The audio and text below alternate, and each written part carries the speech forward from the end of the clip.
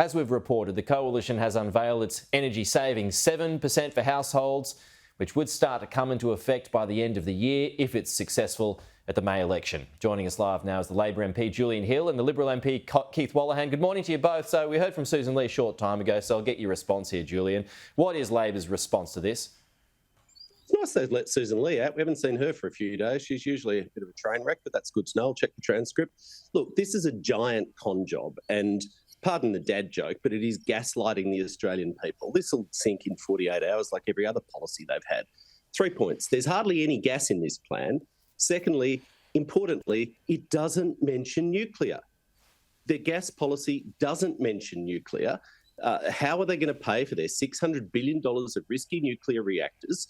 And remember, just 2 weeks ago, Dutton announced the gas reserve in his budget reply speech. Well, there's no gas reserve. 2 weeks later, the gas reserve has gone. The fact is, their risky nuclear reactor policy would push up power bills by up to $1,200, and this is just a giant distraction from the fact that their policies don't add up. The final point I'd make, you might remember about 2.5 years ago, the government recalled the Parliament to pass legislation to cap gas prices and to introduce the gas code. Peter Dutton and the Liberals voted against it.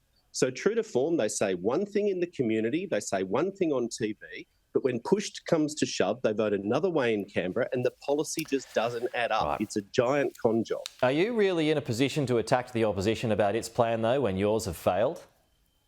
Well, I'm giving you facts, Pete. The facts are, before the last election, as we've established, the previous government, Angus Taylor was the energy minister, literally changed the law. They changed the regulation and lied about the price rises that were coming down the pipeline. That's an established fact. And this election is about a choice about the next 3 years. The policy, so-called policy they've outlined, is a giant con job. It doesn't add up. There's no gas reserve. They don't mention nuclear. They still haven't said how they're going to pay for their $600 billion of risky nuclear reactors to push up your power bills. It's ridiculous. Over to you, Keith, your response. Maybe Keith can tell us, how are you going to pay for your nuclear reactors? Well, we want to talk about gaslighting Australians. Only 3 years ago, the Australian public were told 97 times that their power bills would be reduced by $275. Instead, they went up by $1,300. So let's talk about honest campaigning. You can judge Labor on its record, not what the words that they're saying now. Julian wanted to talk all about nuclear. He didn't want to talk about gas because this is Why did you vote against gas price caps? I mean, answer that. Why did you vote against gas price caps? Thank you, Julian. So when we look at this policy, the modelling released last night, which is that when you put more gas into the system, you drive prices down. It's not about the Parliament sitting around saying we're going to put caps on the market and that's going to help you. That doesn't work. More supply into the market is how you drive prices down. And Frontier Economics has noted that will see wholesale prices down by 23%, industrial prices down by 15%, and residential prices down by 7%. And the maths shouldn't be surprising. You put more into the system, prices will go down, and Australians will pay less. Unlike what's happened in the last 3 years, which has seen an aggregate of 30% on average gas prices increases. And that's not just on residential consumers, that's through the food that we buy, through the manufacturing businesses here in Victoria, which are decimated. This is a real fantasy island. Positive input to the Australian economy. Well, I mean, this modelling has been done by Frontier. It's the same group that did your modelling, Julian. So are you doubting the figures? Look at the detail of the plan. There's hardly any new gas. They voted against the gas price caps, which brought wholesale prices down. Like, that's their record. And they don't want to talk about nuclear. You cannot seriously talk about an energy policy and just focus on one part of it.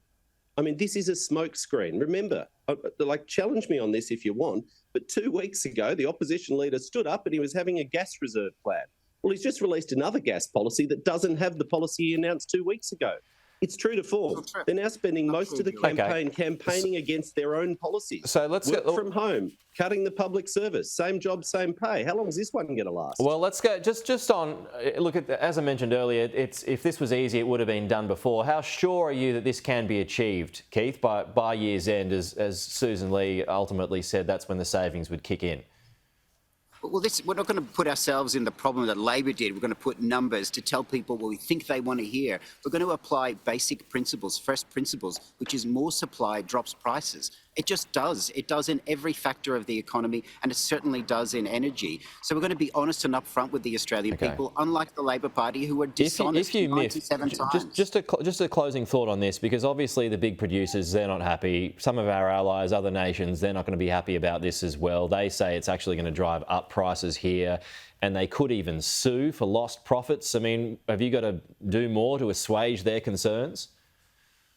This isn't easy. Driving prices down is not easy. And we don't need cheap lines like we've seen from Labor. We need actual constructive solutions. And that's with Ted O'Brien and Peter Dutton. They've been constructive in putting more supply into the market. And that is what Australians need. And we need to put Australia first when we do that. Okay. How are you going to pay for your nuclear reactors? We will have to leave it there. Julian and Keith, thanks as always for your time. Reactors? We're out of time, but we'll talk to you both soon.